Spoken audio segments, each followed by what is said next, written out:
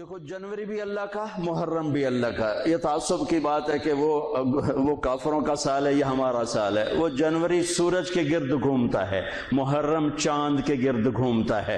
سورج بھی میرے اللہ کا اور چاند بھی میرے اللہ کا.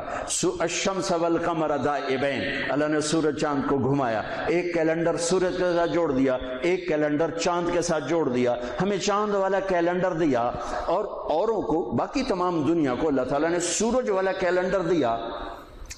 اس کی حکمت مجھے سمجھ میں آئی جب میں آج سے 5 سال پہلے ناروے دنیا کے آخری کنارے پر پہنچا، جس کو اینڈ آف دا ورلڈ کہتے ہیں، اور شمال میں وہ دنیا کا آخری کنارہ ہے، زمین کا آخری. اس کے اوپر جا کر پھر نارتھ کیپ بن جاتا ہے. جب میں وہاں پہنچا اس علاقے میں سورج کا کیلنڈر فیل ہو جاتا ہے. 2 مہینے سورج نہیں نکلتا اور 2 مہینے سورج نہیں ڈوبتا. تو سورج کا کیلنڈر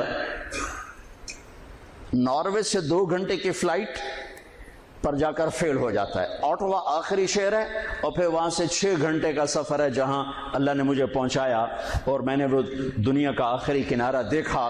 اللہ کی مخلوق بہت دیکھی، پر 2 مخلوق کو دیکھ کر جو میرے اوپر اللہ کے خالق ہونے کی ہیبت طاری ہوئی وہ میں کبھی نہیں بھلا سکتا. شاید ہزاروں کتابیں پڑھ کر بھی میں اللہ کے خالق ہونے کی ہیبت کا احساس نہ کر سکتا جیسا میں نے 2 اللہ کی مخلوق کو دیکھ کر میرے اوپر ہیبت طاری ہوئی کہ کتنا بڑا خالق. بلا وہو الخلاق العلیم، کتنا بڑا خالق. ایک ہمالیہ پہاڑ کو دیکھا، اس کی چوٹی ننگی تھی، سارا سلسلہ ننگا تھا. کئی 100 میل کا پہاڑی سلسلہ سال میں 15-20 دن کے لیے کھلا ہوتا ہے، ورنہ سارا سال بادلوں میں ڈھکا ہوتا ہے.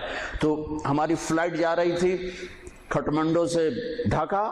تو کیپٹن نے اعلان کیا کہ آج کے مسافر بڑے خوش قسمت ہیں کہ آج ہمالیہ اپنے پورے سلسلے کے ساتھ بالکل کھلا ہے. آپ دیکھ سکتے ہیں یہ سال میں 10-15 دن ہی کھلا ہوتا ہے، باقی بادلوں میں ڈھکا ہوتا ہے. جب میں ادھر بیٹھا تھا، جب اعلان سنا میں اس طرف گیا تو دیکھتے میں ایسے ہوا کہ میں نے اللہ کی ہیبت کا نظارہ جو وہاں دیکھا. ہزاروں کتابیں پڑھنے والا عالم مفسر وہ نہیں میں احساس کر سکتا، نہیں کر سکتا. میری آنکھیں پھٹ گئی اور میرے منہ سے بے ساختہ نکلا اللہ اکبر. مسجد میں نعرے لگوانا تو ویسی بڑی نادانی ہے کہ مسجد اللہ کا گھر، مسجد اللہ کا گھر. یہ ہمارے خطیب نعرے لگوا رہے ہوتے ہیں، نعرے لگوا رہے ہوتے ہیں اللہ کے واسطے. ان خطیبوں کو بھی سمجھاتا ہوں، آپ کو بھی سمجھاتا ہوں، مسجد نعرے لگانے کی جگہ نہیں ہے. نعرے لگانے تو کہیں باہر لگاؤ. مسجد میرے اللہ کا گھر ہے، مقام ادب ہے، مقام ادب ہے. یہ نعرے بازی کی جگہ نہیں ہے. اللہ اکبر، بالکل میری آنکھیں پھٹ گئی. اور دوسری دفعہ جب میں وہاں پہنچا شمالی آخری زمین کے کنارے پر اور ایک دم میری نظر پڑی تو پھر میرے اوپر کپ کپی طاری ہوئی اور میرے منہ سے نکلا اللہ اکبر. یا اللہ تو کتنا بڑا ہے، تو کتنا بڑا ہے. وہاں جا کر مجھے پتا چلا کہ اللہ نے ہمیں چاند کا کیلنڈر کیوں دیا کہ وہاں سے لے کر اوپر تک سارے علاقے میں سورج کا کیلنڈر کہیں 2 مہینے کے لیے فیل ہو جاتا ہے، کہیں 4 مہینے کے لیے فیل ہو جاتا ہے، نہ نکلتا ہے جی، اور اگلے 4 مہینے میں ڈوبتا نہیں. تو اب رات ہے یا دن ہے کچھ پتہ نہیں، لیکن چاند وہاں پورے نظام کے ساتھ نکلتا بھی ہے، گھٹتا بھی ہے، بڑھتا بھی ہے، ڈوبتا بھی ہے.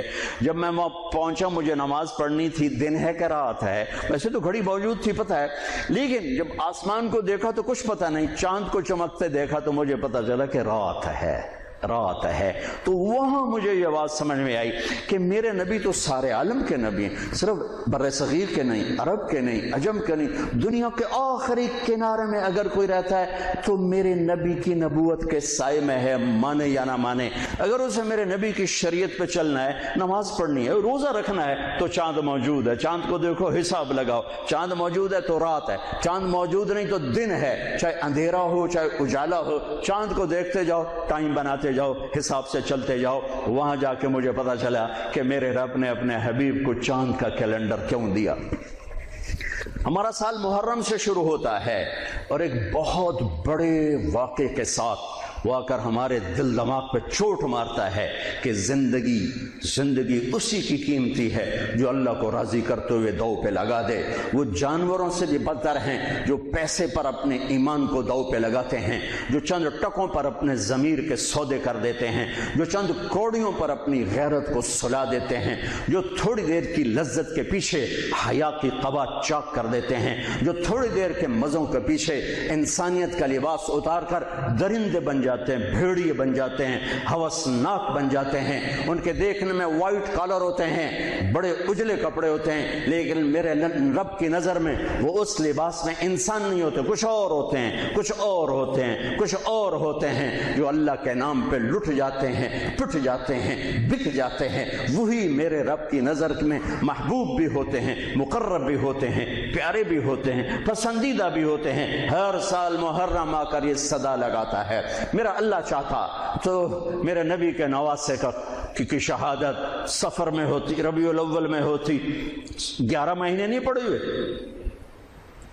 ربیع الثانی میں ہوتی، جمادی الاولی میں ہوتی، جمادی الثانی میں ہوتی، رجب میں ہوتی، شعبان میں ہوتی، رمضان سب سے بہترین مہینہ رمضان میں ہوتی، شوال میں ہوتی، ذوالقعدہ میں ہوتی، ذوالحج میں۔ محرم میں کیوں رکھا ہے کہ ہر سال، ہر آنے والا سال ہم تو اندھے ہو کے گزر جاتے ہیں اپنے سال سے، اور جنوری کے سال میں سارے بیدار ہوتے ہیں، ٹھیک ہے، وہ بھی میرے اللہ کا بنایا ہوا ہے، یہ بھی میرے اللہ کا بنایا ہوا ہے، لیکن اس نے اس امت کی جھولی میں محرم کو ڈالا اور باقیوں کی جھولی میں جنوری کو ڈالا۔ اللہ تعالیٰ نے اس مہینے کے اندر، اگرچہ یہ مہینہ شروع سے کوئی مقدس چلا آ رہا ہے، محرم میں اللہ نے آدم علیہ السلام کی توبہ کو قبول کیا۔ محرم، اما ابا کی ملاقات ہوئی 10 محرم میدان عرفات میں۔ دوسرا بڑا واقعہ 10 محرم نوح علیہ السلام کی کشتی جودی پہاڑ پہ جا کر ٹکی۔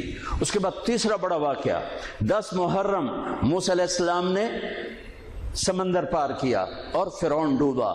چوتھا بڑا واقعہ 10 محرم یونس علیہ السلام مچھلی کے پیٹ سے باہر نکالے گئے اور اللہ تعالیٰ نے ان کی حفاظت فرمائی۔ ایک پوری فہرست ہے، میں نے آپ کو 3-4 سنا دیے، اور پھر اس سب پر چھا گیا میرے نبی کے نواسے اور پورے خاندان کی شہادت۔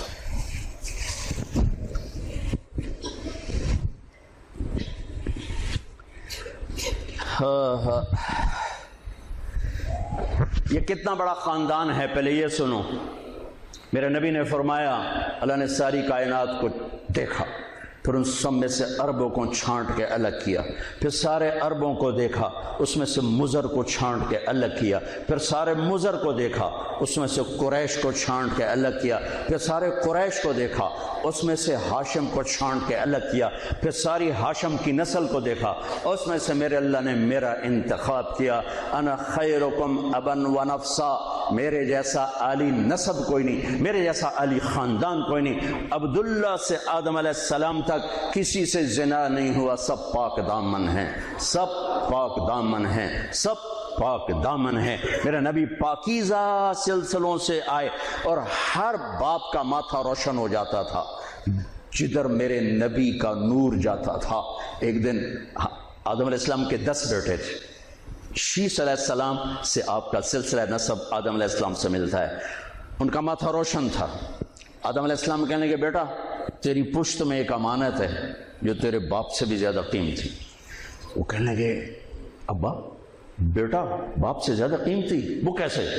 کہا تو اس امانت کی بات کرتا ہے، تجھے اس کی امت بتاؤں؟ امت ابھی ہمارے آنے میں 10,000 سال پڑے ہوئے ہیں، 10,000 سال، اور آدم علیہ السلام فرما رہے ہیں، بیٹا اس ہستی کو چھوڑ، اس کی امت کا بتاؤں؟ کہا جی بتاؤ۔ کہ میں نے ایک خطا کی، میرے کپڑے اتار دیے۔ وہ ہستی، اس کی امت روزانہ خطائیں کریں گے، اللہ ان کے کپڑے نہیں اتارے گا۔ میں نے ایک خطا کی، مجھے بیوی سے جدا کیا، وہ سارا دن گناہ کریں گے، اللہ ان کی بیویوں سے انہیں جدا نہیں کرے گا۔ میں نے ایک خطا کی، اللہ نے میری مشہوری کر دی، سوری دنیا کو بتایا، اور وہ سارا دن منہ کالے کریں گے اور اللہ ان کے گناہوں پہ پردے ڈالتا جائے گا، پردے ڈالتا جائے گا، پردے ڈالتا جائے گا۔ میں نے ایک خطا کی، مجھے جنت سے نکالا، وہ ہزاروں خطائیں کر کے اس کی رحمت سے بخشش پا کے جنت میں جائیں گے۔ میں نے ایک خطا کی، میری توبہ کے لیے 40 برس لگے، اور وہ ساری خطائیں کر کر ایک بول بولیں گے، اللہ معاف کر، اللہ ان کے سارے ہی معاف کرے، اللہ ان کے سارے ہی معاف کرے۔ ہر ایک کا ماتھا روشن ہو جاتا تھا، نور نبوت چمکتا نظر آتا تھا۔ اس لیے بہت بڑے علماء کی بڑی مضبوط دلائل ہیں کہ آزر، اگرچہ نسب نامے میں آزر ہی آتا ہے، لیکن آزر آپ کے چچا ہیں، باپ نہیں ہیں، چچا ہیں، چونکہ چچا کو بھی اب کہتے ہیں۔ باپ کے لیے والد کا لفظ ہے، والد صرف باپ کو کہتے ہیں، اور اب چاچے کو بھی کہتے ہیں، باپ کو بھی کہتے ہیں، دادے کو بھی کہتے ہیں۔ نعبد الہک و الہ آبائک ابراہیم و اسماعیل و اسحاق الہا واحدا۔ یعقوب علیہ السلام کی اولاد کہہ رہی کہ ہم آپ کے ابا کی کہ رب کی عبادت کریں گے۔ کون؟ ابراہیم، اسماعیل، اسحاق۔ ابراہیم دادا، اسماعیل چاچا، اسحاق والد۔ وکان ابوہما صالحا، وہ میں نے دیوار سیدھی کر دی کہ ان کا باپ نیک آدمی تھا، 7ویں پشت کا دادا، اس کے لیے اب کا لفظ استعمال ہو رہا ہے، اب کا لفظ استعمال ہو رہا ہے۔ اور ابراہیم علیہ السلام بیت اللہ بنانے کے بعد دعا مانگ رہے، ربنا اغفر لی ولوالدی۔ ان کے باپ اگر کفر پہ مرے ہوتے تو ابراہیم علیہ السلام یہاں یہ دعا نہیں مانگ سکتے تھے کہ اللہ مجھے معاف کر، میرے والدین کو معاف کر، ربنا اغفر لی ولوالدی۔